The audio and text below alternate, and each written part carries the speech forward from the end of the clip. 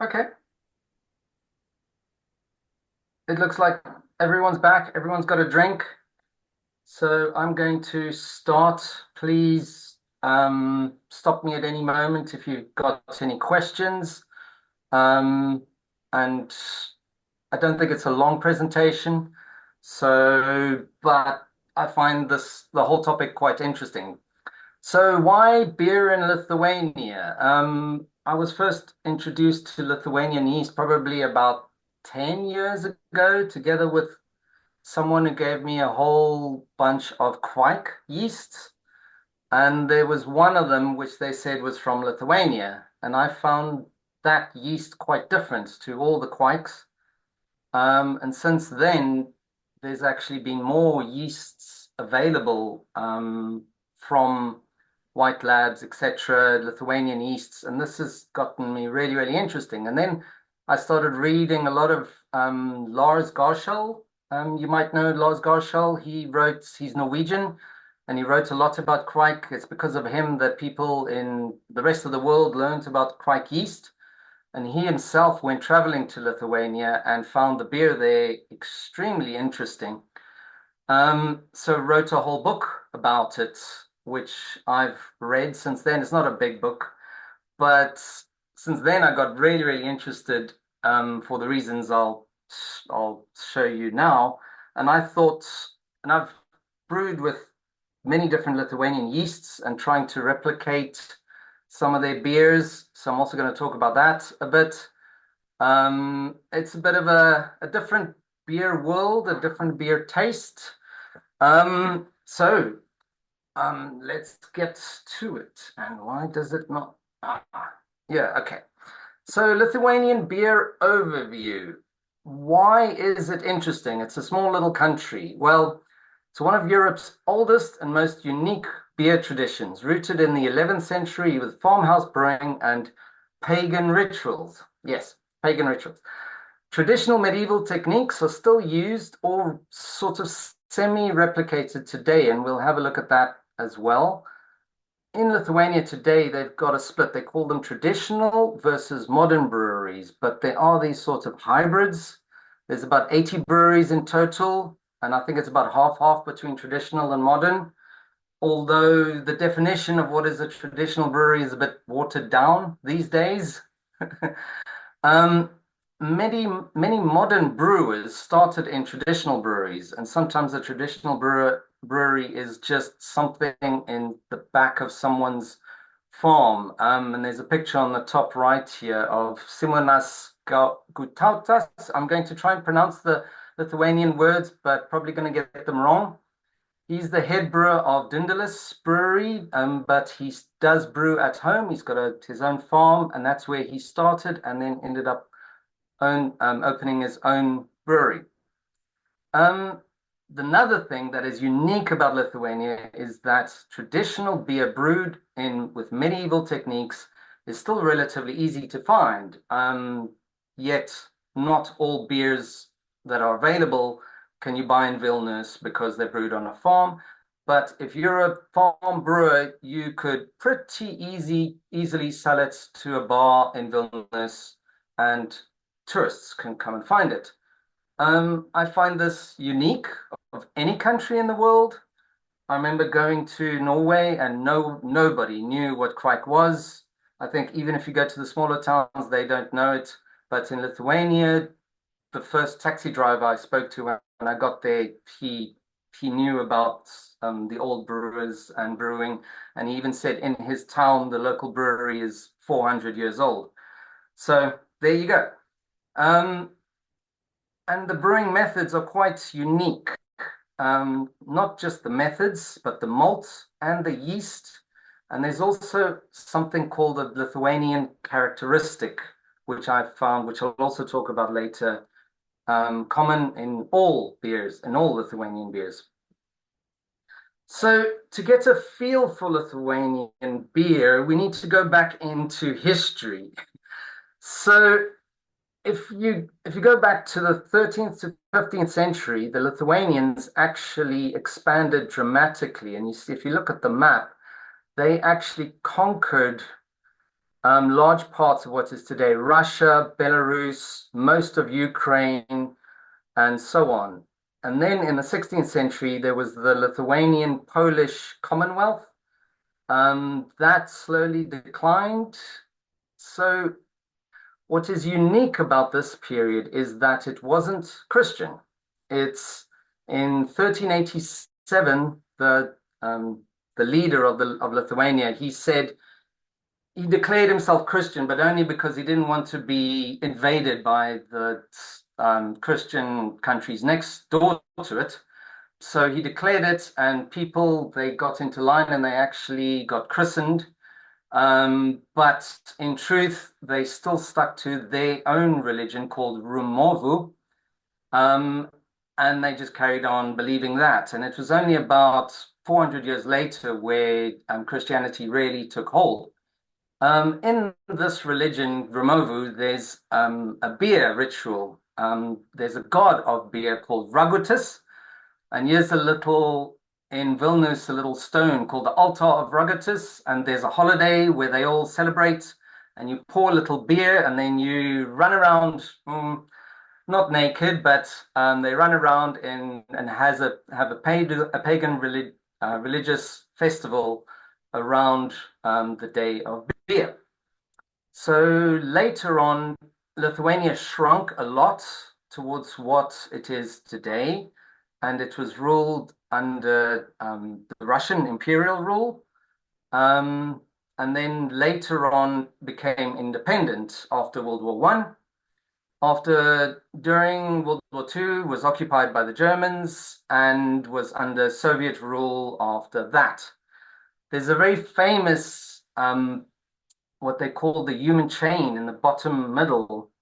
They formed a human chain from all the way from Tallinn in Estonia down to Vilnius. Um, People in Lithuania say it started in Lithuania. People in Estonia say it started in Estonia, but it was a rebellion against rule of the USSR. And the very next year, the Berlin Wall came, or that year, the Berlin Wall came down, and they see it as a sign of rebellion. And this is really what you see today is that sort of we brew beer the old way and we don't care about um, what new beer looks like. And even in the time under Soviet rule where they banned homebrewing, meaning banning it from being made on the farm, it still persisted. So you could probably say the last 500 to 600 years, there's a lot of parts of Lithuania that are really poor, a lot of farmers, and a lot of the techniques come out of poverty, which is also what we've seen, to the point that people didn't really bother about, ruling Lithuania or insisting that they follow the rules because there wasn't much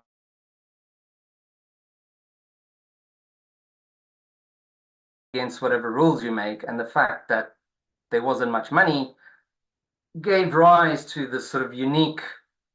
Um, okay, it says my internet connection is unstable, so if it's bad, just tell me. It gave rise to this unique brewing tradition, even though the country is much smaller today than it was. Okay, so what makes Lithuanian beer unique? So I've written the unique characteristics. It's the malt has got this honey, crackers, hay, fresh dough, and the beer is always sweet. It's also what I found, all of them have a very silky mouthfeel, sweet, silky mouthfeel with a dry finish.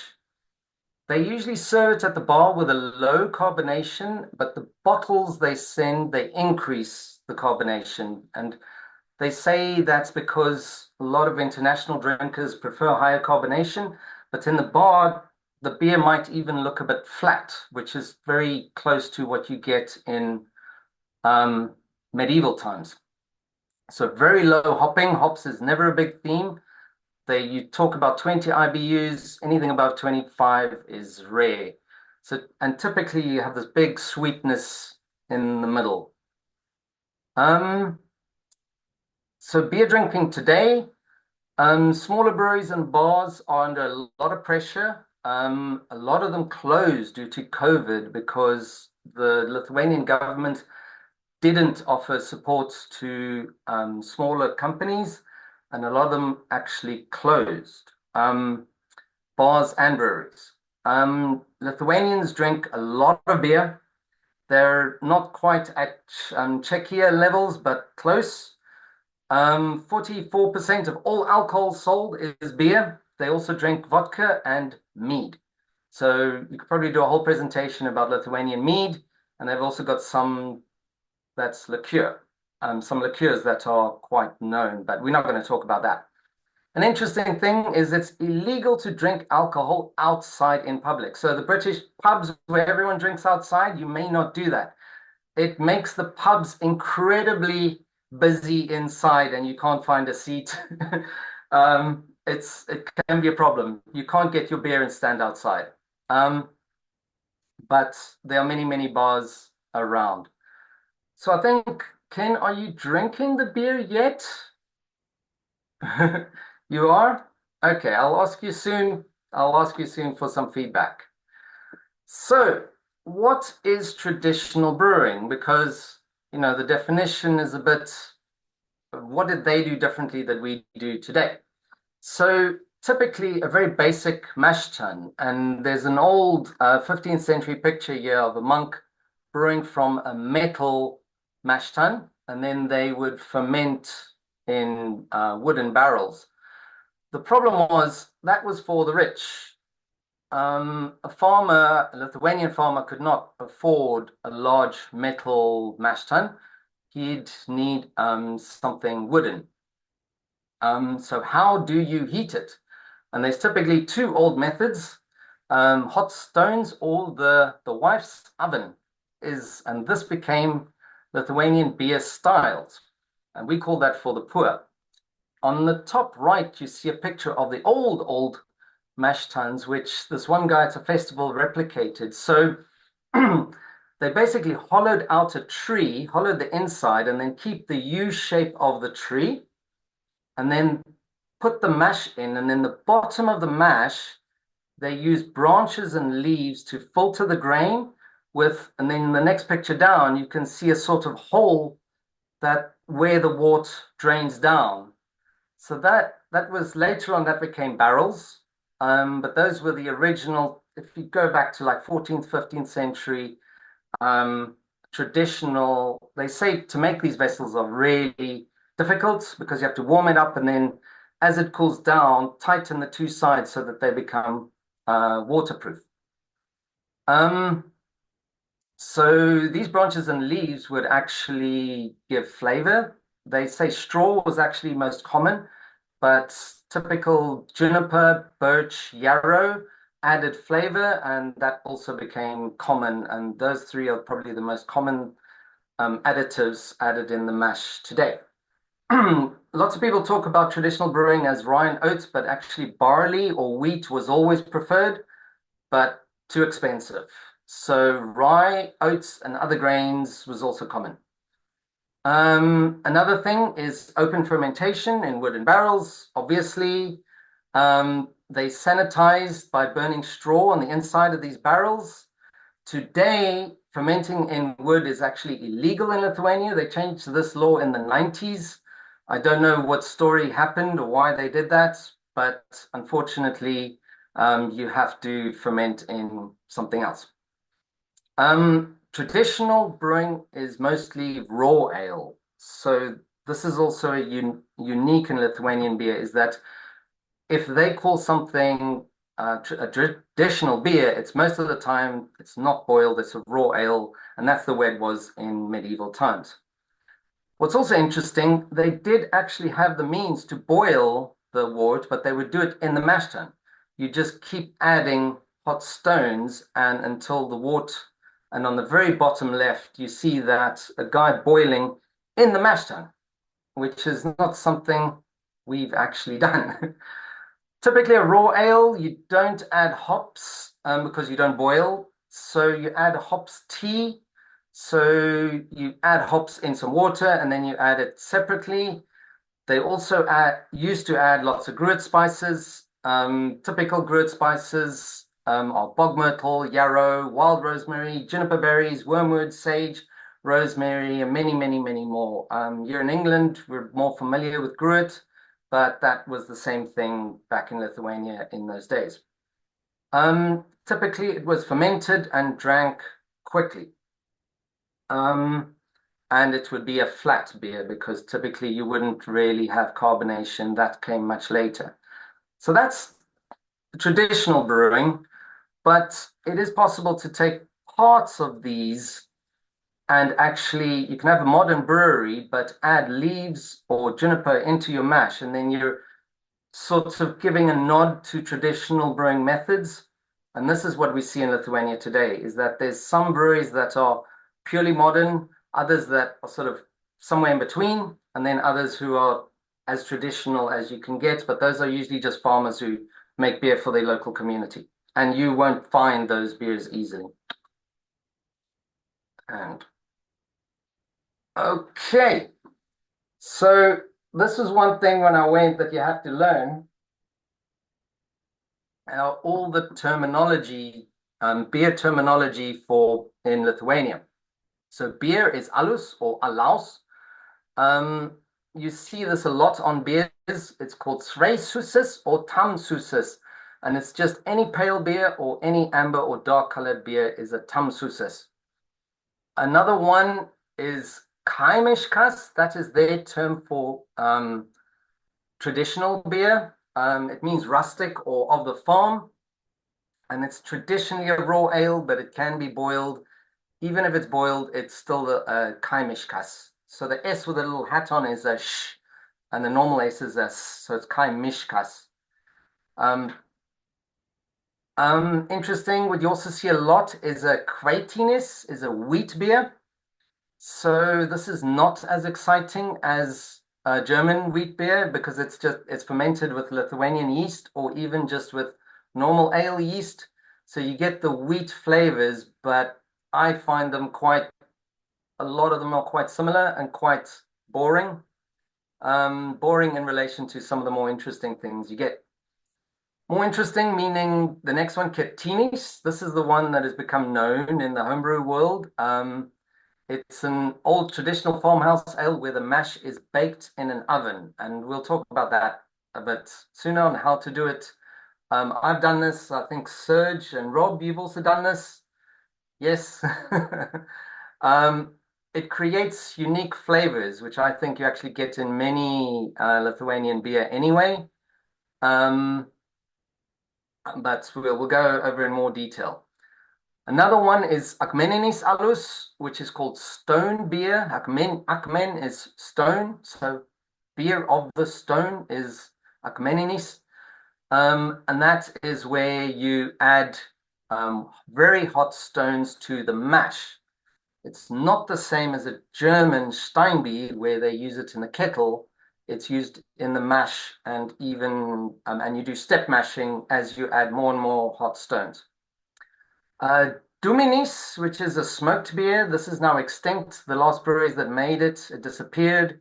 So even though older beer would have been smoked, you don't get that anymore.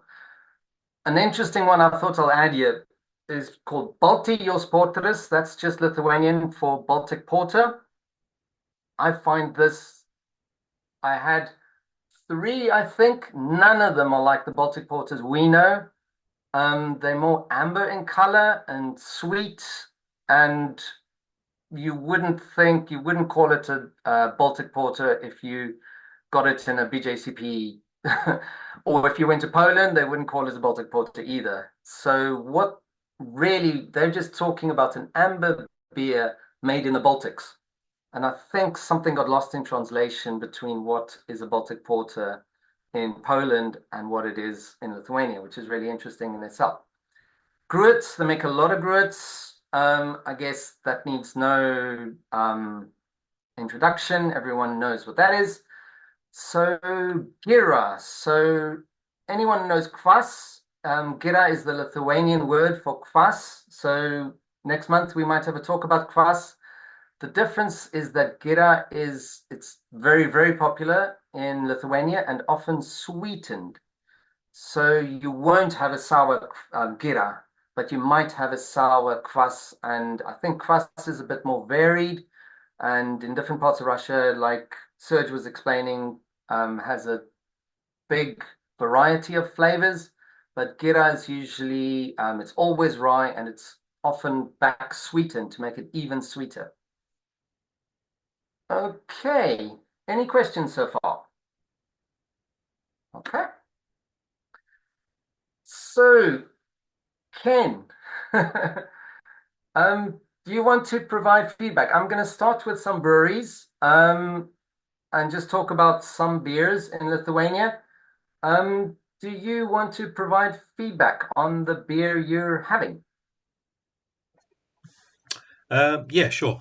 Okay, so Jacques gave me this beer, and it is this Canopinis, which looks to me like it's, and using the terms that Jacques has just put up, says it's an unfiltered pale beer, essentially. And that's my own translation of what Nefiltruotas is, but that seems pretty obvious, doesn't it, when you think about it? Um, so it's 5.1%. It pours with um, a fairly sort of shallow white head, but that's dissipated quite quickly. Although I don't know whether that's typical or whether that's just the glass. Who knows?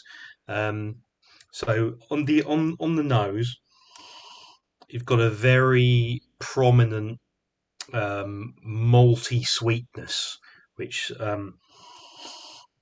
there's possibly hints of the sort of esters that you might get from a Kvike type yeast in the background there, but it really is all about that sweet malt. There's no sign of any kind of hop aroma at all.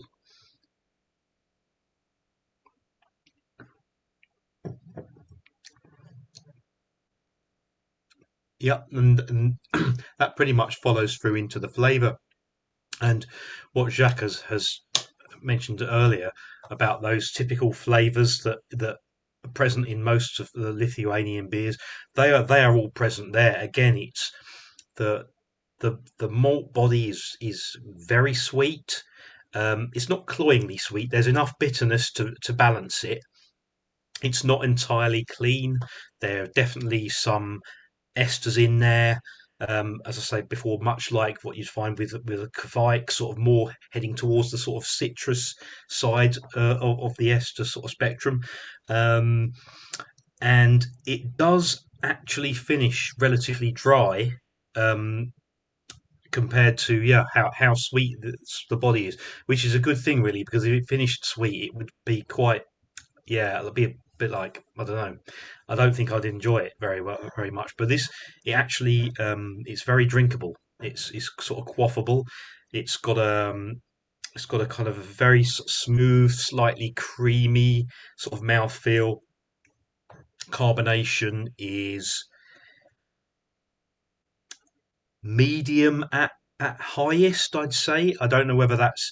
I mean, you mentioned before that they normally serve them with quite low carbonation and then increase it for the bottle, and if that's increasing it for the bottle, it's still not particularly highly carbonated. I did think when I first poured it, it seemed to be quite effervescent, but it's died off quite quickly, and subsequent pours from the bottle also.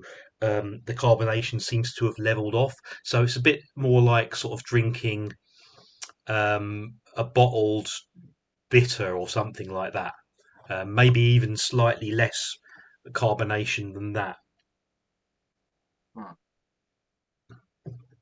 Yeah, there's just a little bit of a little prickling on the tongue, really, that provides a bit of interest, takes away that sweetness and the balance of the low bitterness coming in there.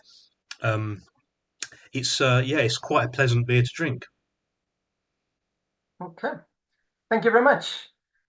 I You're must say I welcome. was a bit nervous because if you contradicted the things that everyone else says, then it throws it all out. But to me, the defining thing is that sweetness, the sweet malt, almost like deep honey crackers, and then it finishes dry. And that I found with almost every single Lithuanian beer is that common dryness with a sweet body, and it's what makes them drinkable.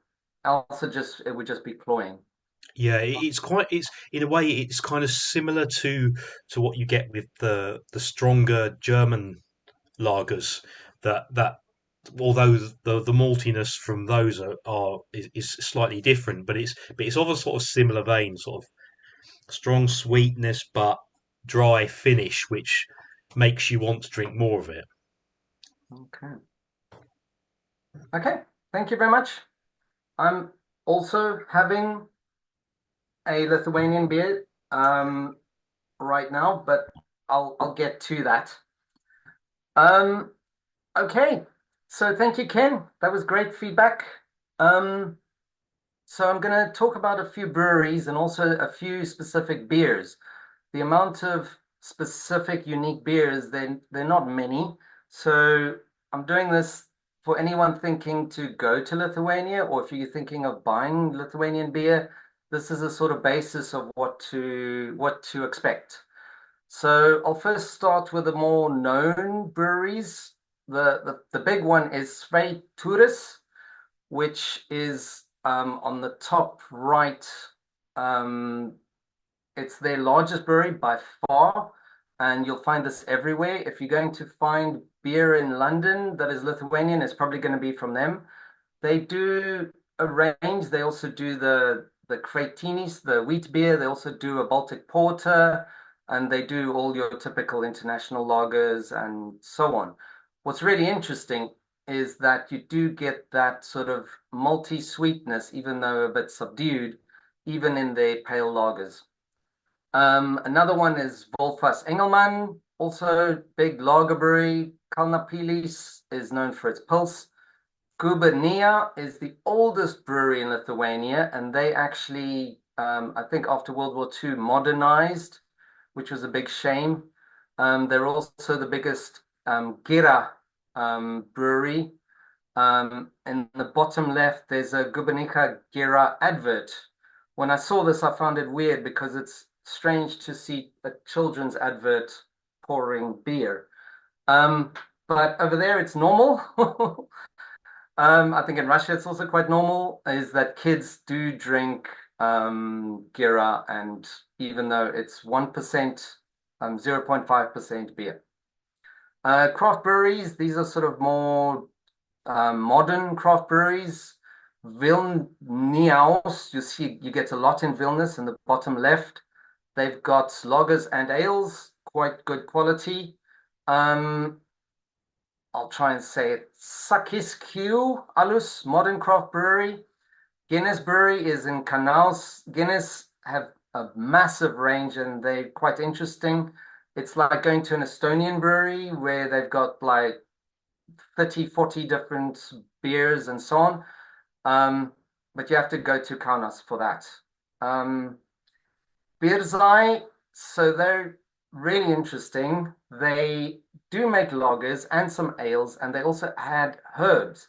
Their famous beer is this one, the green label is Servinus, and it's made with peas. And they've also often asked them, why do you use peas? Is basically because traditionally they would use the pea branches at the bottom of the mash tun, and later on the peas just ended up. So, as a sort of nod to their traditional ways, they keep adding peas to the mash tun. And they say this adds even an extra level of dryness in the way that rice might. I don't know. Um, Here's a picture of Gubernica, someone drinking it from an Estonian glass. Oh no. And yeah, you can see the picture is the Baltic Porter is an amber color. And also the Straighturis, the Baltic Porter is an amber color, which is really interesting. Okay, the next one. So the one you've just drank, Ken, is from and I'm not going to say this right, Augsteitios Brewery. It's not really one brewery. They had their main brewery called Tariscu, which was in Kaunas, but they became really, really popular and have bought over quite a few breweries.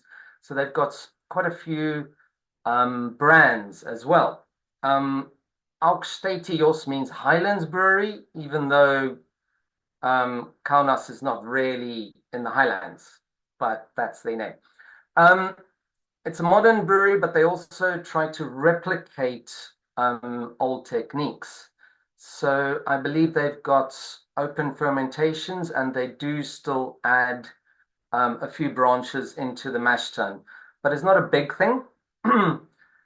They became known for this beer on the top right called Canapiu, which means cannabis beer, and they used hemp seeds.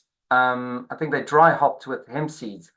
This became really, really big and known, and it's helped with their success, even to the point that the beer you had. So Canapiu means cannabis, and Canapinis means hemp. So they kept the name, and that is the famous one. And here you can see, oh, what have I done? Um, go back. Um, they've got Svei Susis and a Tam Susis, a dark one. They've also got a Ruginis, which is a rye beer. Um, the other one, which is what I'm drinking, is called Dvaro Alos, and it means estate beer, beer brewed on the estate. And I think, and I haven't been able to confirm this, but if you were a farmer that worked on an estate, then the beer brewed by the Lord would be of a higher quality because they would be able to afford barley and maybe better brewing equipment. So typically, it's not so much of a nod towards the old brewing techniques, but rather something a bit more modern. Um, on the bottom left are a range from all the different breweries, and I'm not going to go through all the different breweries, but they also have some Keptinis. What's also interesting about Lithuanian beer is to to sell it as something traditional actually sells. So if the bottle looks really old and rustic, like if it's got a cork or even if it's a plastic or something, like you can see the bottles, it really looks like even bad homebrew. And that is actually a sales point. So you get these bottles that look really rough and ready, but the beer inside can actually be really interesting and quite amazing. And then below are the four other breweries that actually also belong to Augstatios, even though Tarusco is the main brewery. Um, okay. So the next one I want to talk about, and I do this because I found it one of the better beers, one of the best beers I had in Lithuania, called Varninuku. It's from Davra Brewery, which is in a town called Pakriojis. The J is a Y, not a J, which is in the sort of central northern part of Lithuania. It used to be a traditional brewery, but makes some beer in modern methods. And this is a dark beer, but Lars Scholz quotes is the aroma is dominated by earthy wild berries over a herbal caramelly background with notes of straw. Lithuania has promoted this as one of their heritage tasting beers, along with another, which I'll get to. And they sell it as a sort of, if you have any beer festival like you have on the top right, you'll always have Vaniuku as a sort of, this is a showcase of some of the best beers I've had. Um, it's not really silky smooth, and that's what stands out. And again, it's got that sweetness with the dryness of the background. The other one I want to call out is also from Lars Garshall's book, is Piniaevus Sekiaikios. I'm going to stop trying soon. They only make three beers, and they're all kaimishkas, meaning raw ales. Tasting notes, a clean, fresh, delicate kaimishkas that's relatively clear and deep yellow at 5%. It's kind of subtle, with a musty earth cellar base on top of which sits rich fruit, dusty straw, and hoppy resin in a very harmonic combination. In the mouth, it's soft, smooth, and just slides down. And again, that sort of rich sweetness together with a fruitiness. The Kaimishkas also has this fruitiness and this big body, which can be quite unique. Okay, and this one is probably the famous beer of Lithuania, Yvaru Alus. It's a raw ale which they sell everywhere. It's the woman Aldona Adrin. She's known as the Queen of Kaimishkas. She goes to all the festivals. The brewery has been in her family for 5 generations. She's the first woman to be the head brewer. People do tours of the brewery, but she doesn't speak English, so you have to get your own translator. Um, it's really interesting. When I got to Vilnius, this was the first beer I had. It's weird. Um, okay, let's first start. It's a raw ale and an added hop tea, but the yeast it's used, which you can buy here as a home brewer, it attenuates 95% easy. It makes Belgian yeast look like they're low attenuators.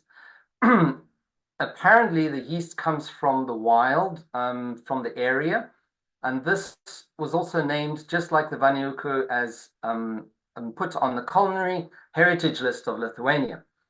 So Lars Golschall's comments, a dominant flavor is mealy, herbal walnut oil with peppery floral notes. It feels sweetish and full-bodied. I found it extremely full-bodied, but analysis shows it has barely any sugar at all. So this is what we call perceived sweetness, although I found it really hard going. The Another comment I found, which I found really represents my experience of it, is I have no idea what this is, but it is to be respected. Take a glass of Orval, Lambic, and Sati, and alongside it, and you will start to get it. You get this sort of tartness from a lambic, but together with this big body, massive citrus from the yeast, and then this sort of herbalness on the taste. And because it's a raw ale, it can be good one day, it can be really terrible another day. But if you're going to Lithuania, this is a must. Okay, another one. So I more want to talk about Dundalis as a brewery. It was started by a guy called Simonas Gutautas, who wanted to mix modern craft beer together with traditional techniques. So he actually split it into two different breweries. The craft beer sells really well, and they've also got bars around the country, and the bar is always called Spunka, no matter where you are. And there's one in Vilnius as well. The reason I mention Vilnius is because you can just pop in for a weekend and you can find a lot in Vilnius. The other places in Lithuania are a bit more difficult to get to. You can probably get to Kaunas in like 2 hours, but still that needs a little bit more planning and you can't necessarily do it in a weekend. Um, so they make a Katinas and the only Akmeninis I could find, even though I'm told lots of farmers still make Akmeninis at home and traditional, but you can't find them in Vilnius anyway. So this is the only bottled Akmeninis you could have. And they use a Simonitis yeast, which I'll also talk about. That's quite unique and very Lithuanian. They also make lots of gruits. On the right-hand side, I took a picture. I was very drunk at this time because I met an Irishman and he introduced me. I think that's the sort of saying as how the evening went is I met an Irishman. Um, so, and we went through a whole list of these. The top above the line is everything from their craft beer brewery, and below the line is all their farmhouse ales and all of that. And they've got a buckwheat porter, a Baltic porter, kvass, and a birch lager. Birch lager is Estonian. It's not Lithuanian, but they made one anyway. And they called the Mokomakaus a Steinbier because tourists don't always know what Akmeninis means. Um, really small pub, really interesting brewery, and they also make a wide range of grits and highly recommended. I've sent them emails asking them, please, can you ship to the UK? But because of Brexit, that's not going to happen. Um, so I'll put it all together because I've mentioned lots of places of where all these breweries are. This is just for reference, but you can sort of see you can fly to Vilnius, and a lot of the breweries send their beer to Vilnius. But for interesting beer, you probably want to go to the north. And Pakriotis, it's got Davra and Yovaru right there. Um, this one, Rumena Sijas, and Kupisko Alus, they're known for their Katinis. And this is sort of Katinis country. This is sort of Kaimeshkas country of raw ale and so on. And Dundalis is actually based in both areas.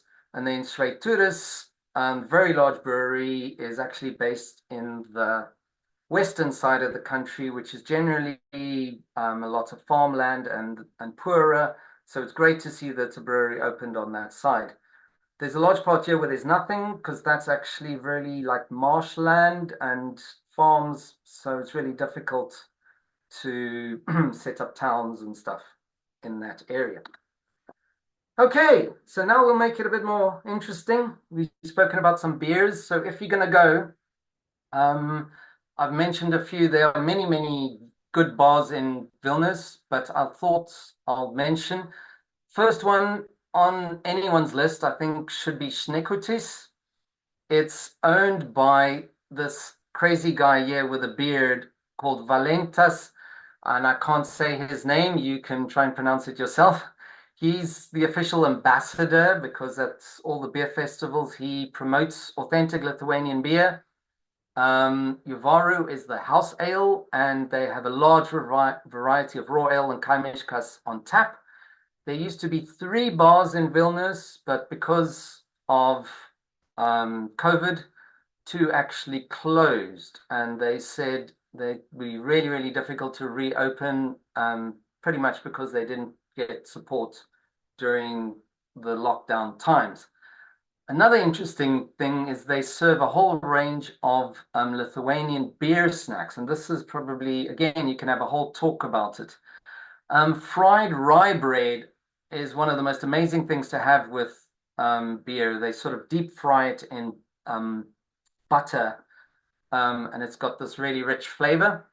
Another one, typical, unique to Lithuania, is called zeppelins. It's these dumplings, and they're shaped like zeppelins, with different meats inside. They've also got peas, beans, smoked cheese. There's also beetroot soup, which is a lot like the Polish pink soup, and pig's ears. And I questioned that, and it is actually pig's ears, which they cut off the pig and then they fry up. Um, Interesting. Spunka, this is the Dundalis Brewery. It's an area of Vilnius which actually declared itself independent. And they said there's this sort of U-shaped, omega-shaped part of the river, and inside that is this Uzupus area, which they say you're only allowed to cross into it if you smile. Um, it's got its own republic in the pub where they meet once a month in their own parliament. So that sort of says it talks about the attitude. It's also people they were drinking daytime, and here's a picture of it. I got introduced to a lot of drunk Lithuanians that night. Highly recommended, and you can have some really unique beers. Another one is Alaus Biblioteca. They have 500 bottled beers, mostly on tap. They do gruits.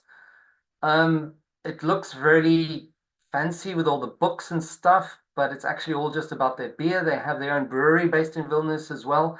Most of the bottled beers are international, and they were telling me have this Belgian something. I told them I'm not coming to Lithuania to drink Belgian beer, and had a whole range of gruits. It was really, really interesting. Um, I'm not mentioning all. There's some very good other pubs, but another one I wanted to say was Busi Tekias.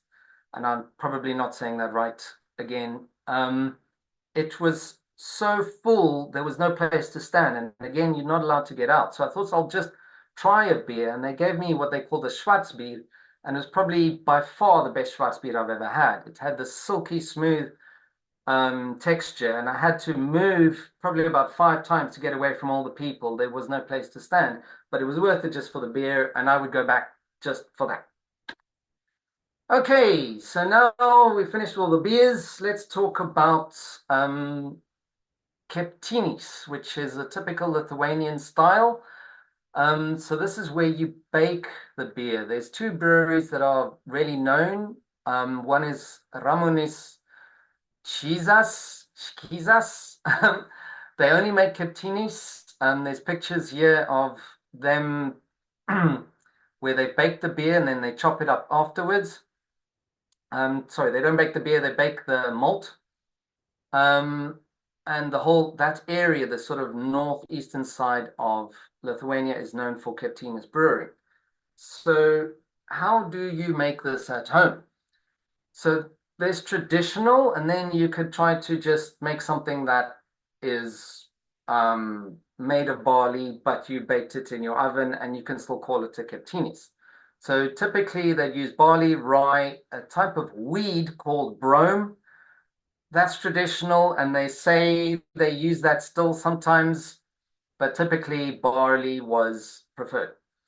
Um, so when we do it today, if you're going to do it at home, I'd probably say do a Saturist first and then bake it. The reason is that you want your sugars formed already. Traditional brewers, it's basically you're a farmer, you want to make a beer, but you don't have anything to heat up your mash. So what do? You take um, a baking tray and you put your malt in that, and they would literally heat it up. Um, so they would start probably as thin as possible that you can do in a baking tray, and then wait and do their saturist in the tray, and then just leave it a while. And it would, they didn't know, they didn't have temperature control, but they would sort of guess when it's right for the saturist. And then once it's done, then they take the tray and they put it back. Um, if you're going to do it, you don't want it too thick and you don't want it too thin, but basically measure it such that you don't have sloshing water. If you're going to tip it around, you don't want it sloshing around, but you still want water inside there. You bake it in the oven for about 3 to 4 hours. Lars Garshel, actually, as a homebrewer, this was the first beer he ever made as a homebrewer. And there's this whole part on his website, which is really interesting. And he did like 5 iterations of what worked and what didn't. Typically, he said you bake it at about 180, 190 degrees. And don't get it too close to the elements at the top of the stove because that can form a black crust and burn. If there's only a little bit of black crust, that's actually okay because that actually adds to the flavor. If there's too much, you can get some acrid flavor. I had quite a lot of burning from the top shelf when I put it in the oven, but in the end, that was okay. Um, then it forms a thick, toasty crust, and it's the crust where all the flavor comes from. So if it's scorched black, it's okay. It's really try different things if you're going to try and do this. Then at the end, you break it apart and you add it back to the mash tun. What they would do is they would break it apart and just pour water over it, and this is the extraction of the sugar. At this point, they would add lime tree bark in traditional methods, and that's Captinus from age old. They don't really do that anymore. They'd even add flowers. Why, I don't know, but I've read a thing that that is traditional in the area. It used to be a raw ale, but today some breweries boil. I'd also recommend boiling because the flavor, you then have a stable beer. Um, but the flavor comes from this baking process. And this is one of the theories, and I can't prove this, is why we get this sort of sweetness and it's a different type of sweetness, malt sweetness, than you get from, say, crystal malt, is because of these extremely high temperatures that are in direct contact with the malt, and that gives this unique flavor to all Lithuanian beer. So, and I'll talk about this. The theory is that the Lithuanian maltsters actually use heat that touch the malt directly, heat above 100 degrees, maybe even in 1,000 degrees to heat the whole thing. And that exposure during the malting process actually adds the flavors that we get today. No one's quite sure, but that's the theory because if it was the yeast or the hops or anything or the process, then why do we get those same flavors in the lagers? Because you get that same honey, sweet maltiness in all Lithuanian lagers. Um, I say all, I think I found one that didn't, but pretty much most beers over there. Why?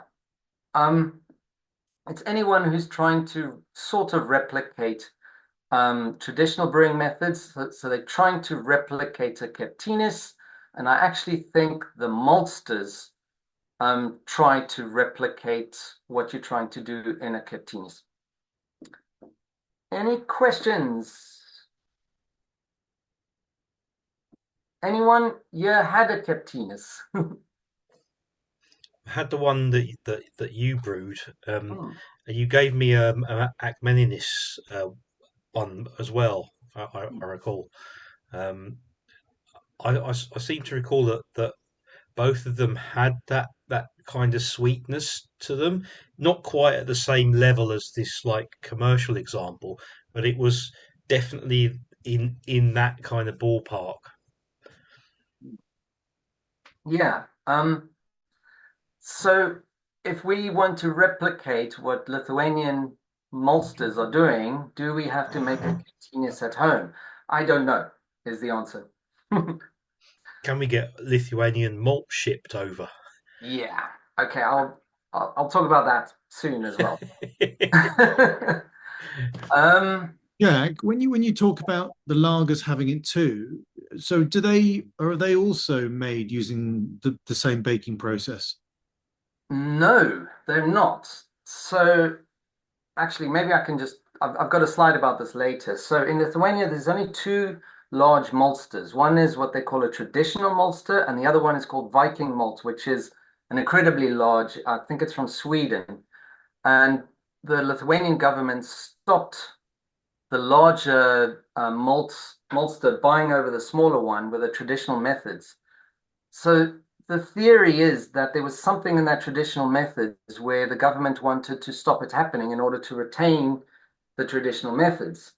But a lot of the lager breweries who want to make pure Lithuanian beer don't want to use the larger maltsters. They want to use a traditional maltster. But yes, we get that same flavor. Do they do it in a Captinus method? Definitely not. So it's a bit of a mystery, actually. But my theory is that there's something that the maltster does um, that gives it that flavor. Lars Goschel, in his book, he says it's also a bit of a mystery because if if we're getting that same sort of sweet cracker honey flavor in all the beers, then it must be the malt. Yeah, Okay. but how and why, I don't know. And my theory is that they somehow heat the malt to extreme levels with direct heat, rather than, the floor malting where it's done gradually, or the maltsters these days, they don't heat malt up to extreme levels um, so much. That's a theory. Um, but I can't prove it, and I don't think anyone can. And everything I read about it also says no one knows. So the real answer is I don't know. Okay, the next one is Agmeninis, which I've spoken about. So traditionally, metal vessels for brewing were very expensive. So they used heated stones added to the mash, including a boil, like we said earlier. U-shaped vessels with branches or hay at the bottom used as a filter. Start with a very thick mash so the stones don't touch the bottom. And So I did this, and all the pictures on the right were for my Akmeniness day. And I can definitely say the stones touched the bottom. And I was wondering how thick must the mash be such that the stones don't touch the bottom. So maybe next time we'll try. And I'm thinking if that happens, it'll burn. But maybe that's what you want because the Akmeniness I had from Dundalis was slightly smoky. Um, they traditionally added birch, yarrow, and juniper. I had a birch tree, have a birch tree that just grows outside the house, cut off some branches and added them. And they added a little bit of character, and in retrospect, I'll probably add more. You can definitely tell they're there, but don't be shy if you're going to use um, birch branches. Different birches. There's this whole article about this Finnish guy who brews with birch and all his experience. So if you're interested, I found a link. It's more common in Estonia and in Finland to brew with birch than it is in Lithuania. But in Lithuania, it's just one of many, many characters. How do you make it? You just start with pale malt and oats. They say that oats helps with more of the scorching character. So, okay. I found the most difficult part is to find what they call igneous stones. It's stones formed from volcanoes, so stuff like granite, because you're going to heat them up to a piping hot white and then pour them into something quite cold, and you don't want them exploding. So don't go pick up any stone from the beach. You'll end up with exploding rocks in your mash tun, which you don't want. When I did it, I found I heated it up for like 2 hours. That wasn't enough. So when I put it in, nothing really happened.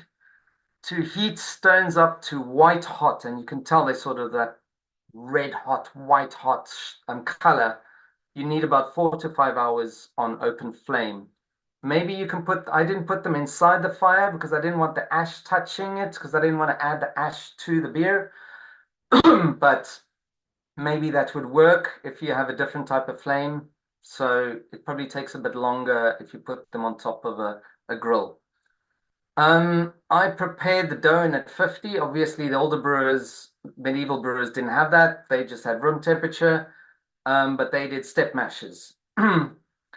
Um, you don't have to add anything else, although traditionally they did.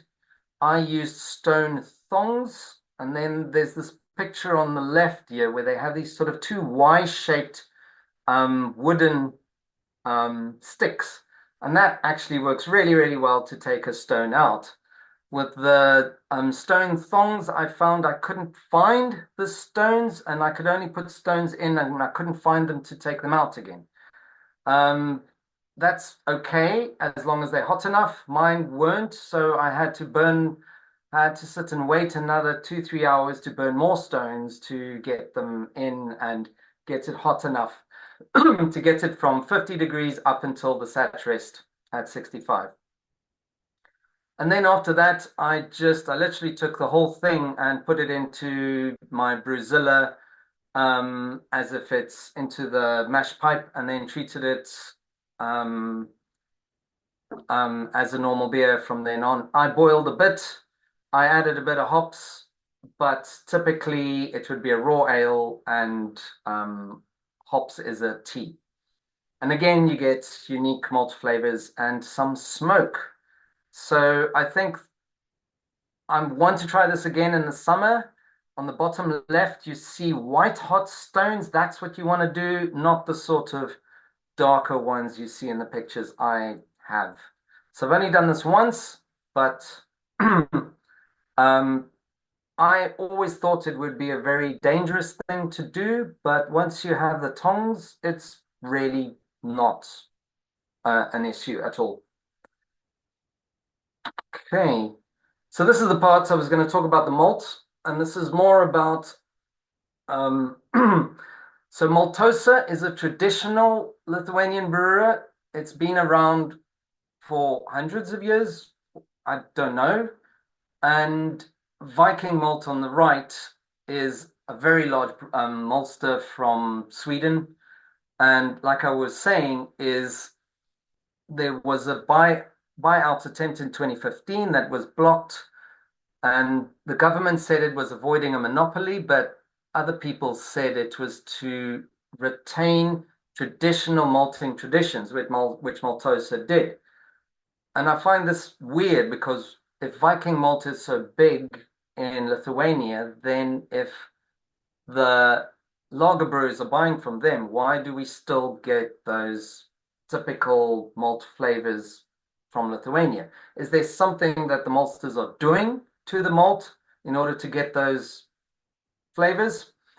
Any case, Lars Scholl, he had a typical sort of conundrum and was wondering why. He said, of the typically Lithuanian flavors that seem to recur in many of these beers, I think that the Lithuanian malts are responsible for the dusty straw flavors many of the pale beers have. Some people seem to be describing this as hay flavor. I call it a more deep honey, but okay, crackers is probably a better description. Many of the farmhouse style beers have a very unusual nutty, oily flavor, which might come from the yeast, from mashing techniques, or from something else. Strong, deep, earthy flavors are very common too. But again, so Ian, the truth is, I just put this up because it's just a sort of theory of mine of why do we get those traditional malt flavors from big, larger companies making lager. But this is one theory. It'd be Okay. super interesting to try playing with some of the smaller maltsters malts, wouldn't it? Yeah, if you could get it here and actually, I'd love to get a bag of Maltosa something and then just make a beer and see if you get that same flavor. But I think that's Yeah. difficult to get it here. You can't even import the beers directly, so I don't know. Okay. Lithuanian yeast. This is my favorite part. Raugas is the name for yeast in Lithuanian. There's three you can buy commercially these days. The first one, I'm probably not going to name favorites, but Yuvaru is a favorite. You get 90 to 100% attenuation. It's got this massive lemon pith aroma and flavor, which is unique. And when Omega Yeast first started selling it, they literally sold it with a big lemon. High attenuation. Um, you can ferment anywhere from 20 to 35 degrees. It's also POF positive, phenolic off flavor positive. So you get this pepper. I find the black pepper can be quite intense as well. So lemon with black pepper, it's very much like a triple, but then intensely so. So I've mixed this yeast with Belgian yeast and probably made some of the best triples I've had. Not trying to make a typical Belgian triple, but something with a Lithuanian twist. I've also made pale ales with it. Witbier is a very common one because that citrusy aroma really works well in a Witbier, except that it attenuates massively, so you get a dry finish. And I think even just pale ales work really, really well. The middle one, Patriogis, it's lesser known. They say on the packet that it's a farmhouse ale and that you ferment it up to 30 degrees. I did that. That's not true. Um, it's a low attenuator and probably best fermented around 1820.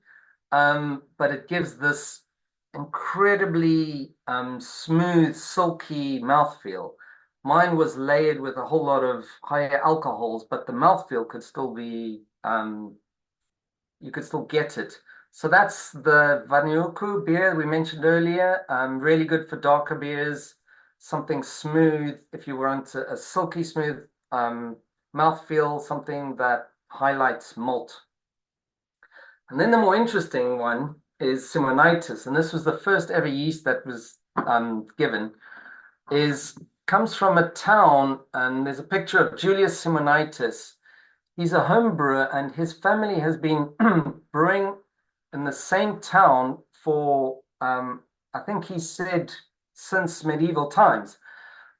They grow their own hops and they um, do their own malting and grow their own barley. So everything is literally at the same place. He shares the yeast in the whole community and it's unique. He says it comes from the local area, and his great great great great grandfather managed to get the yeast um, from the environment. Apparently, the cleanliness is not so big, and you can see how he serves his beer. And definitely a place I'd like to visit, but it's just a farmer. They don't really sell it. You know, it might be a bit intrusive if we go knock on his door. But I've brewed many different beers. It's one of the most fruitiest yeasts I've ever brewed with. You can push the temperatures, but I found that's not needed.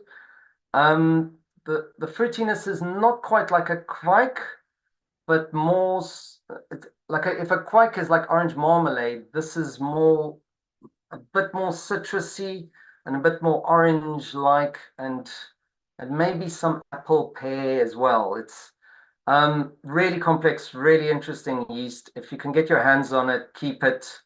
Um, I made an It's also, I put the word temperamental here. I made an IPA with it, which eventually turned out quite nice, but it actually didn't carbonate in 2 weeks. It doesn't like pressure, just like any type of, it doesn't want to ferment in pressure. Um, so it takes a month to carbonate your beer using it. You'd have to use something else to carbonate it if you're going to bottle condition.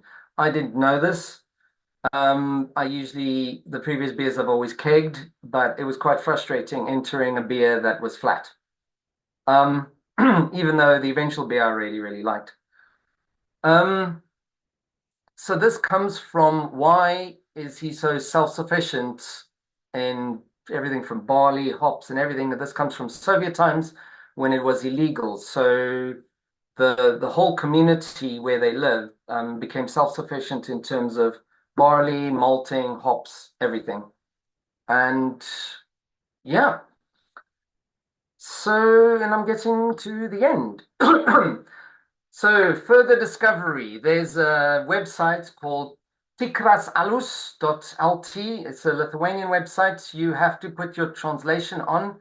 They promote Lithuanian beer. I've only touched the surface here. I probably mentioned some of the more known beers, but there are many, many more. Don't want to mention them all because leave it up to everyone else to discover.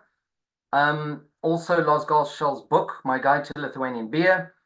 There's a really good YouTube video of a guy brewing with stones. It's about 25 minutes long, and he's interviewed by a Polish guy in English, in broken English, and he tells you all about how to make agmeninus. Um, and there are festivals on the western side of Lithuania, together with these old medieval in a medieval village, and he promotes brewing and he actually brews on site at this festival. There is a Lithuanian wholesaler in Barking in London. I've not been because I just saw pictures and they just got all the lagers and they also have some of this Auxtetius. So I guess that's a good thing. But nothing weird, and you won't get the raw ales. So if you really want to go, is go to Vilnius at any time. In February each year, there's the Smogsala Beer Festival. The year I went, it wasn't happening when I was there, so go figure. But that is probably your best bet to find all the different weird Lithuanian beers. Okay, and that's the end of it. Any questions?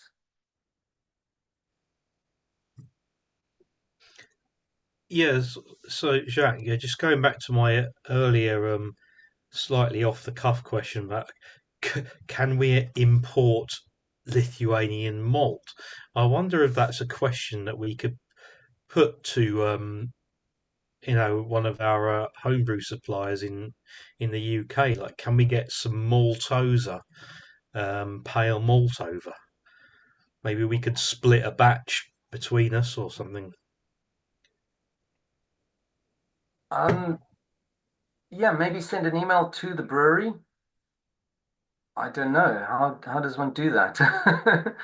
Um, definitely. I mean, I definitely want to try and so on. Or if we find anyone who's can you get a bag of malt on an airplane? No, maybe not. I don't know. I don't know how that's done. And I don't know how that works with the EU and the taxes and so on. But if if we want to explore that, I've sent emails to places. I never get a reply, but I've not tried the maltsters directly. No. How many kilos are there in the sack of malt? 25. 25. Well, that could fit into 20-kilo suitcase plus hand luggage. Yep. Yeah, you're often allowed up to 23, so Yeah, you if might you get away guys with want to it. chip in for my ticket, Yeah. yeah, then I'll go and get it. We have a friend with a motorhome who travels around Europe. He's just come back from his last trip. So if he tells us he's going, we're seeing him at Christmas. If he says he's going to Lithuania, we'll ask him to pick up a bag. That is a good idea. He's got a huge motorhome, so when there's just 2 minutes, so the weight wouldn't be a problem. But it's just whether he's going back to there or not doing that. I'll ask him. And It's some of the also beers too. it's also whether they'll let you have a bag as opposed to a pallet. Yeah, they're more likely to in a place like that, I would imagine. It's over here they're problematic. But I mean, we could seriously. I mean, we could just ask Rob Neal, malt miller. I mean, he's going to have contacts with maltsters all over Europe. Surely, he Yeah. might be able to put the question out. Or is it worth asking this place that brings in beer embarking? I mean, if they're importing from Lithuania anyway, They must know. it Yes. might be worth asking. Mhm. And if they're Yeah. a wholesaler, who do they sell it to in London? So that means there must be a lot of places in London that actually serve Lithuanian beer. True. I don't really see them around much. But again, it's going to be the Sreituris lagers and stuff, not the interesting ones. But still, Although it might be worth asking them if they could get hold of other stuff. I mean, I assume it's just on demand, so they're presumably doing the lagers because they think that's what the demand is. But if they're importing it anyway, they might go for importing some more interesting stuff. Yeah, if we can guarantee them like to buy 48 bottles and a couple of sacks of malt, Yeah, quite. they'll sell them. Well, it's worth a try, isn't it? It's only an email. Yeah, that'd be really interesting. That's amazing, Jack. That's quite the dedication to the cause as well. In your Yeah, it was really interesting. I mean, I Amazing. don't suppose I would like the beers in one way whatsoever, but it was really interesting talk. I didn't really know anything about it, and it's quite a Yeah. different process. It's amazing. Yeah, Yeah, and how that fantastic. it seems to come from the historical thing of holding on to it. You know, they obviously treat their beer as well. As you said it, they have a god for it.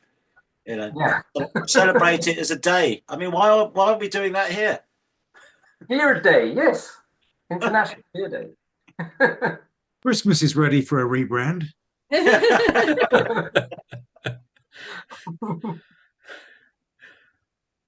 I was hoping the conclusion would be is that we'll go to Lithuania, but it seems we rather bring Lithuania here. We all have busy lives. Well, Jack? I mean, I'm not against the idea. In fact, I'm quite pro the idea, but I don't think I could manage this February. Maybe next one. Yeah. It's I'd really definitely be cheap. up for it. Lithuania is really cheap. You'll pay like €3, 50, €4 maximum for something really unique. And the lagers are even cheaper than that. Like this bottle, which is a liter, this was £4.80 over year, and that's after the UK tax. Over there, you'd probably pay €2 for a 2 liter bottle in the shop. In the bars, a bit more, obviously. But yeah, and even accommodation. So just flying for a weekend, just go for an evening even is quite a unique experience, and it's not too expensive. The flight is about 3.5 hours though, but yes. Hmm. Jack, there's nothing in their recipes that might explain some of these sweeter flavors. It's not specialty malts of any sort that they, a bit like the Dingman, special the Belgians have a special B. There's not anything like that that they enjoy using in there. Kiptina starts with pale malt. All the color comes from the process. Yeah. That's what they say. Interestingly enough, Rodenbach actually use a Kiptinis process to make their red ale. They bake their malt for 24 hours, and they only use pale malt. So a Flemish red is actually a Kiptinis. Bizarre. How did you come across that? I was at the brewery and they told me they bake their malt. Right. Well, there's a challenge to have with you. They told me they bake their malt for 24 hours. They showed, and it's a tourist thing. They show them this, and I'm standing there going, "What? You bake your malt?" Yeah, because we've been trying to recreate it by different mixes of dark Munichs and whatnot. Exactly. And we never get it. And we never get it, and I think that's why. But then you know what? Now thinking back to it, to making Kiptinis and baking it in the oven. Yeah, that actually like not the scorched part, but just before the scorched part. Yeah, that is like the intensely fruity. It's like things you just don't get it in your head at all. But blimey, well, yeah. I'm requisitioning an oven.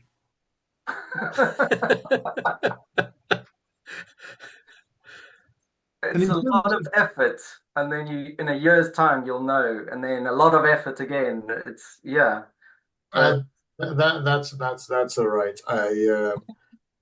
I am switching mostly to long-term fermentation beers just because I don't drink enough or frequently. So I think I am kind of turning my brewing mostly into long terms. So that'll work.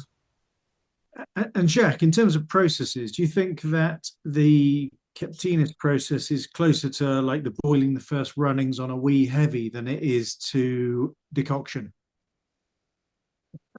I would probably say it's closer to decoction, because it's a bit drier, and like if you did a decoction and you ran it dry a bit, like you boiled all the liquid out, yeah, kept stirring, and it creates, and you keep going, you'll get a sort of sugary mess at the bottom of your pot. That is the good stuff for a Kiptinis, except you're doing it in the oven and it's standing still. So no, I wouldn't say it's like boiling down a wee heavy, because that's the liquid part, where this is more of a drier thing. Yeah, I guess I meant more. Yeah, no, I guess I meant more the outputs, because are they simple, sweet, caramelly flavors rather than Maillard flavors that you'd get in a? It's like intense Maillard flavors, very fruity. I call it almost like children's candy fruity.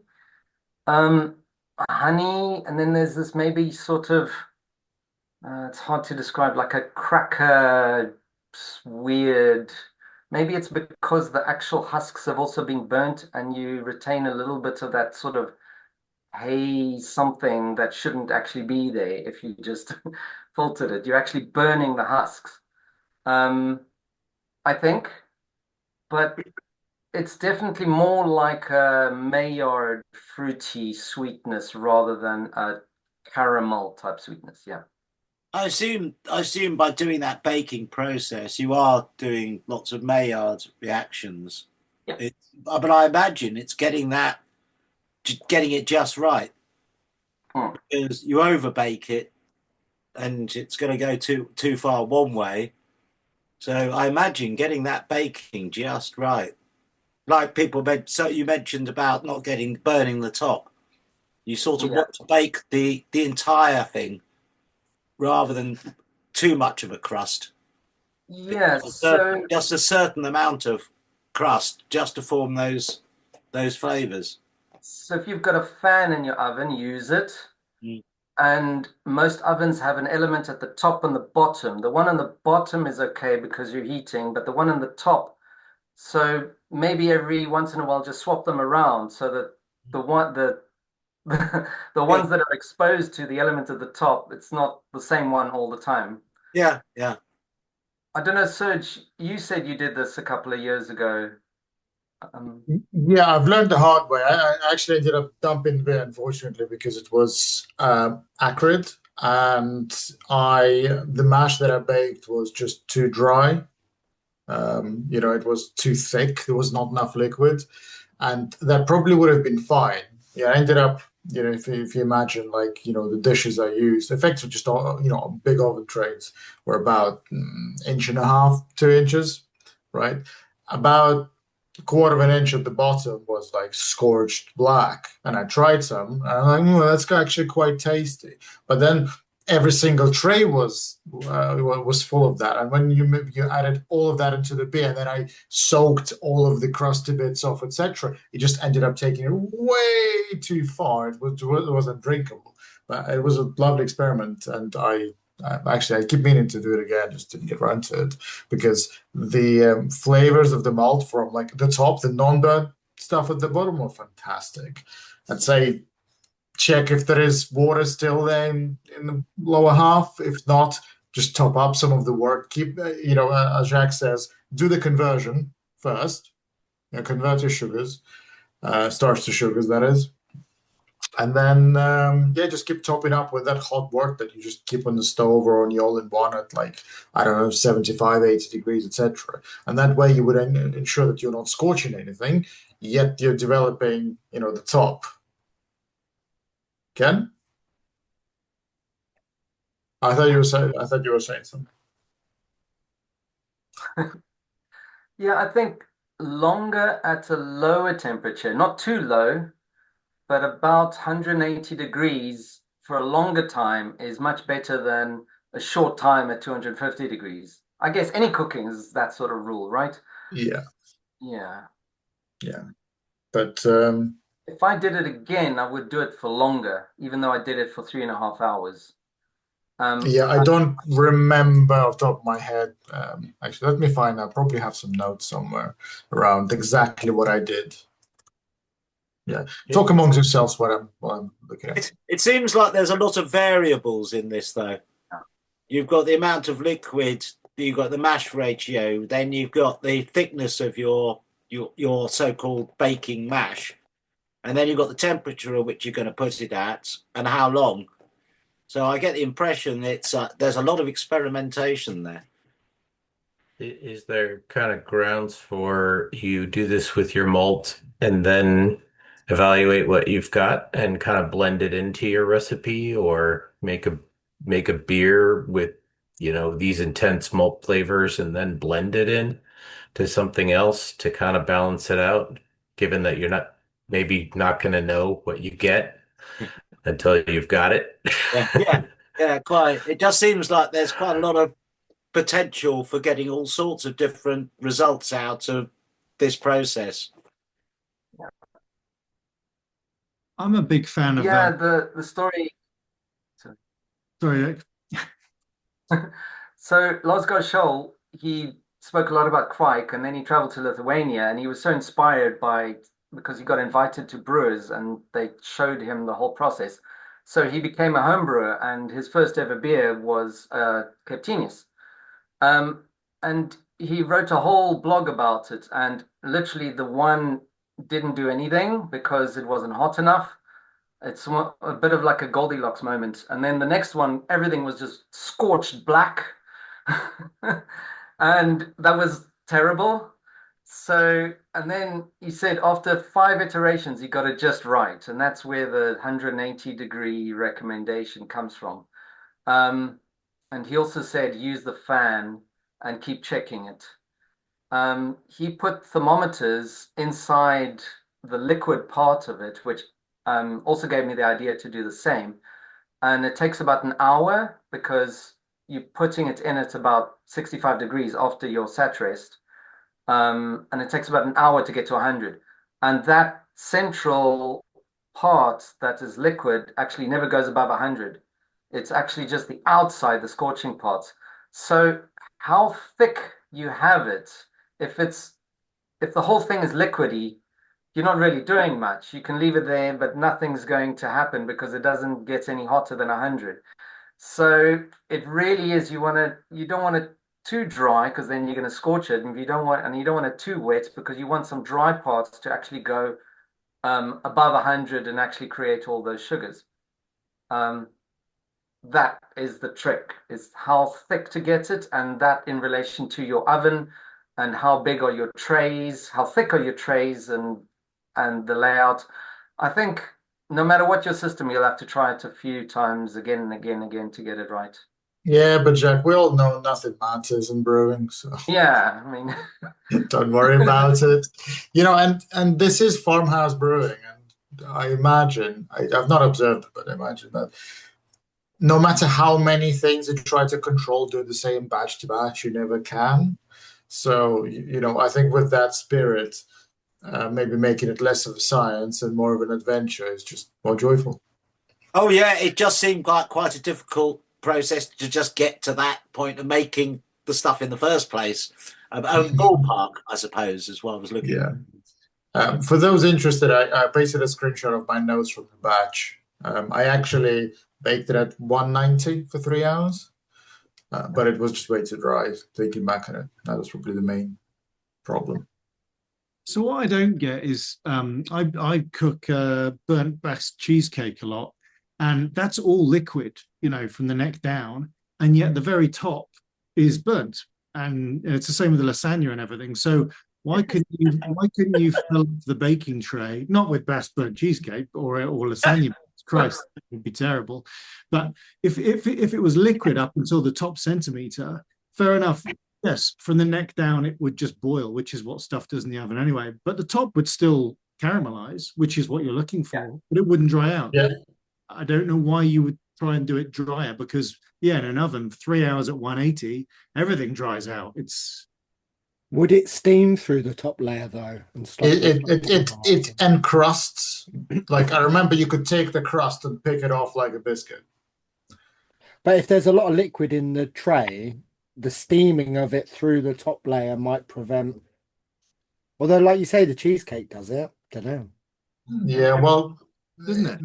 The cheesecake, the part of the top of the Basque cheesecake delaminates, right? That's actually part of the appeal. It delaminates and then becomes completely detached from the main part, so it's not really steaming in that sense. But And the proteins coagulate and.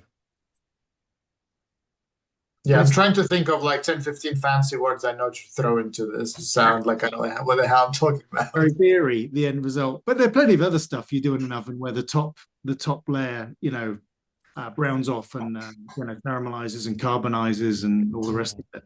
I don't see why you shouldn't have the, neck down wet. You probably should. But so like, it's that caramelized part you want. Mm. So if it's too wet, it's just going to take a really long time to even just get a centimeter of crust. Yeah. So but you want as much of that crust as possible in as short a period of time. So you might risk putting it in a little bit drier. I don't know. Yeah. But Jacques, if you think back to the pictures that you've shown, the oven trays were actually extremely thin-walled. Yeah. So every single part of the tray that's touching your mash, that would be at a much hotter temperature than inside. So you do get that crusting caramelization. So this is probably what you use for baking is maybe just as important. Well, and plus liquid water at least takes a lot of energy to evaporate. So a lot of your energy is going into evaporating the water. I don't know how much that would impact it. But Rob, I don't know if you looked at like in the middle, most of my grain was even in the middle changed color quite a bit. Obviously, not as much as the outside. There was absolutely great in, but it wasn't like the standard Marais at your 70 BC, even down the No. middle. But then in a decoction, it changes color as well, and that's entirely soaked.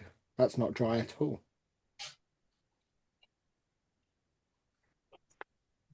Yeah, But because is it?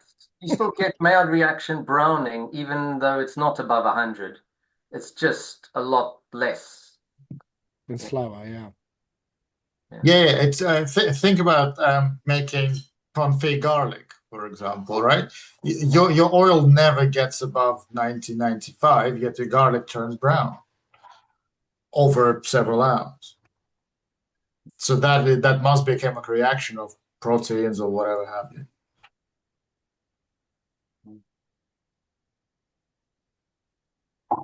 I mean, long story short, I find the flavor you get to be unique. It's not like any other malt flavor I've had. Yeah. And that in itself is just weird in brewing because it's like a style in itself, which is probably why I was interested in it from the first place. In the first place, it's really interesting. Yeah.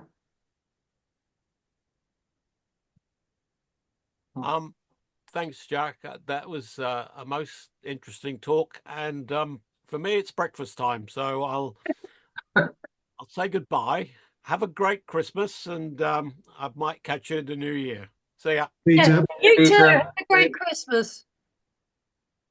Cheers, Peter. I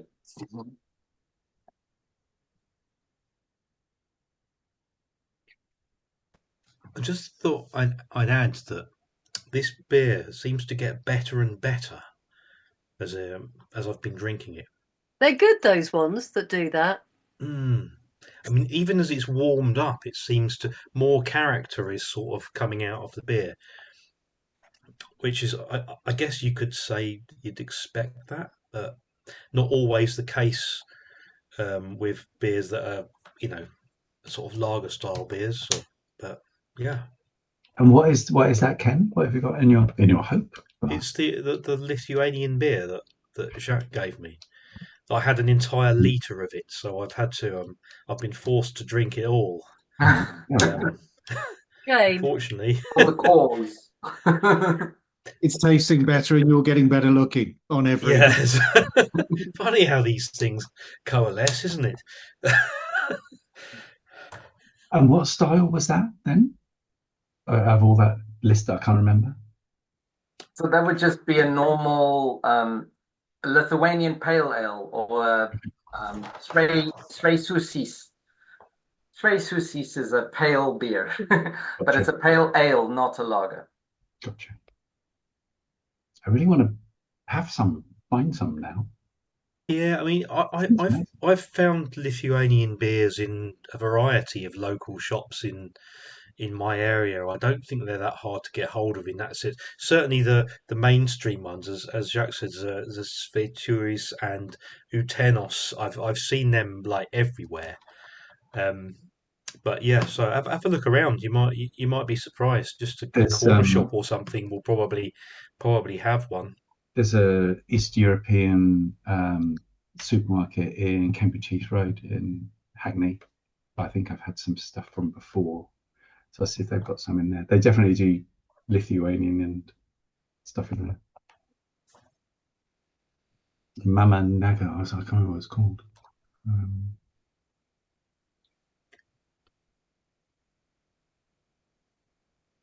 Guys, I will join the whole message on the happy festivities. Going to drop off as well.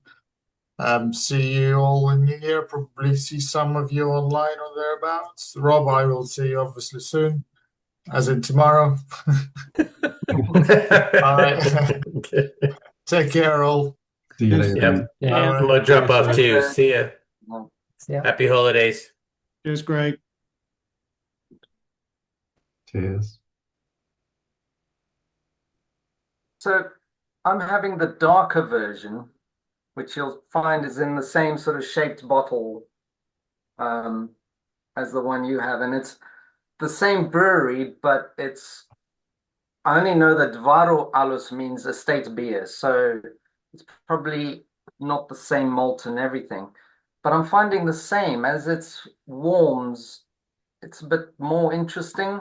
It Mm, doesn't have as much of that honey, but it seems the fermentation is not as clean, but in a sort of nice, interesting way, and a mm, bit of herbal character, and again that sort of sweetness and dryness.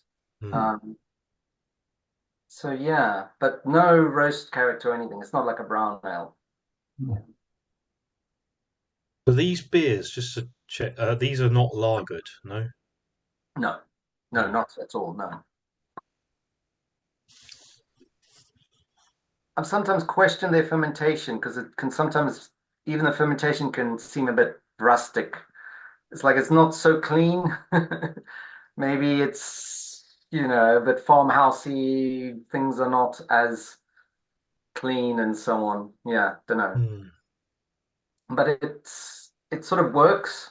The sweetness seems to be such a theme that it gives you this feel that it adds to complexity rather than, you don't expect a super clean, crisp lager. It's something a bit more rustic.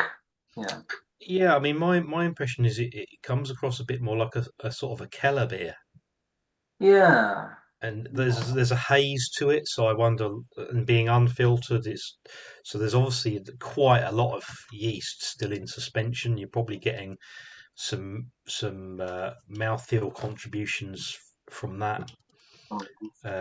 Yeah, clean is definitely not a word I would associate with these beers. But you could um, make them clean. You could go through that whole process like with the Keptinis or whatever, and then ferment it with a lager yeast and lager it for ages. And I could imagine you could get some quite amazing character. I'm thinking if you could make a doppelbock or something in that kind of fashion, and that would be really interesting.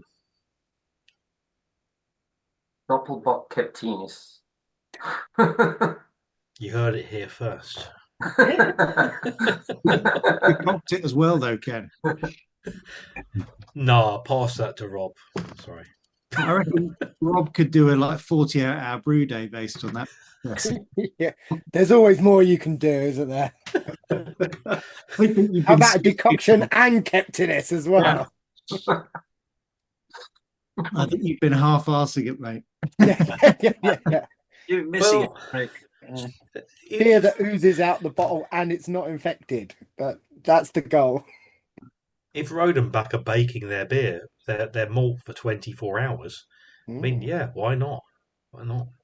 We can take shifts. We'll get a load of malt over from Lithuania. We'll plan a like a 48-hour brew day, and we'll take shifts. We could do it at Mash Paddle, and yeah, I'm not entirely joking. No. Put your bed up next to the oven. Sleepover. That's a problem. There isn't an oven there, is there? Yeah, they don't have an oven. There's the No. pizza place. The lab sleepover. That's a new one for that. The pizza truck. Yeah. Pizza truck. Great Take call. the pizza truck. Tell ghost stories. Burnt pallets. I'm sure Nick would be really Oh, chuffed. well, hold on. You're going to have to burn the pallets to heat the stones. Yeah.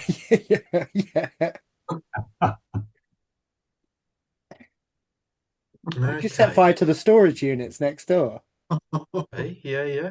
Okay, so we've got a little bit of a plan coming together here now. That's good. Yeah. Wait, I've got some stones. They came from an old building just up the road. I think it's called the Tower of London or something. Don't they call it stone baked pizza? Yeah. Stone baked malt. Yeah.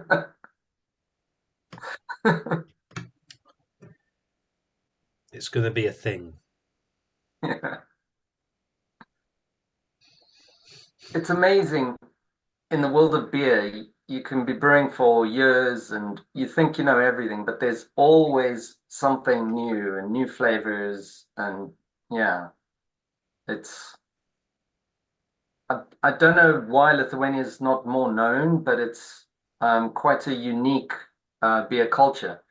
I mean, it's quite small. If you go, there's not many beers you can try. You could probably do it all in a weekend, or all the interesting ones in a weekend if you can find them.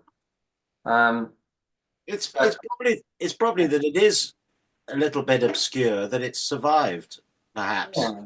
You know, perhaps you were saying earlier on that its position in Europe and so on historically has been off there a little bit, and they've obviously been keen on preserving that. But perhaps because it's a little bit off the beaten track, it's managed to sort of keep its tradition.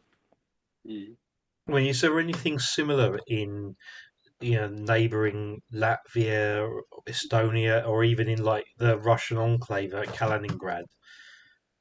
Yeah, I was trying to read up a bit of the history, but Lithuania never actually took over Latvia. They've got a very separate history. Yeah. And the beer culture is also totally different. If you go to Latvia, they've got all these different styles of lagers and a bit more in the Czech tradition, but it's not nearly as interesting. They don't have that medieval element to them. Interesting. Estonia, however, is really interesting in they don't have as many traditional ales, but the amount of craft beers and the scene there is crazy big. Um, yeah, there's a lot of interesting beers in Estonia. But new, it's new. It's again, it's not medieval. They've got a few sort of hints at like they make a lot of birch beer and so on, but it's not like this old tradition that you get in Lithuania. So if you do a trip, because I started at Vilnius and then went to Riga and Tallinn, and it's three totally different worlds when it comes to beer and culture and everything. So it's So very much Riga's tied. mostly like, as you say, lagers.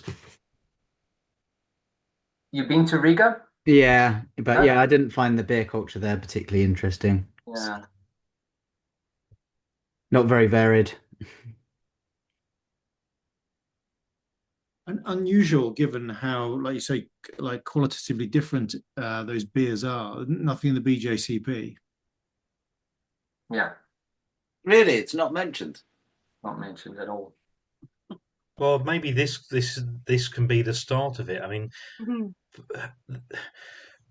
ultimately, what the BJCP represents are the styles that home brewers have typically wanted to brew down the years. And when home brewers discover new styles and they become popular, then they get added.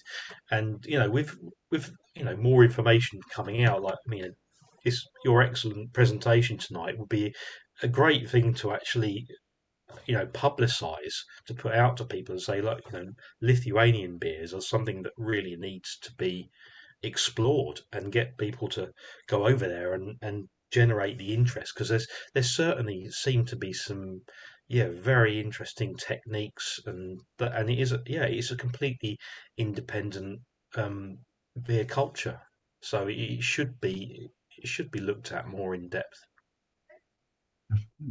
Definitely, yeah.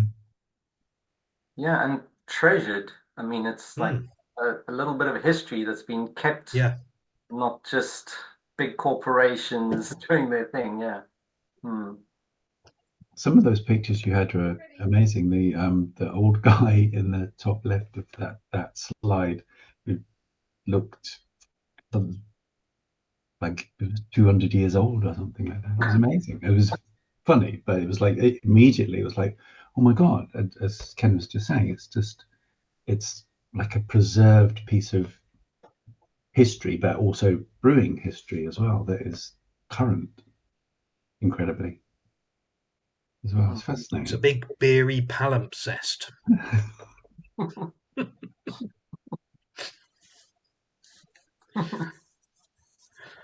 A good word. It is a good. Quickly looks it up.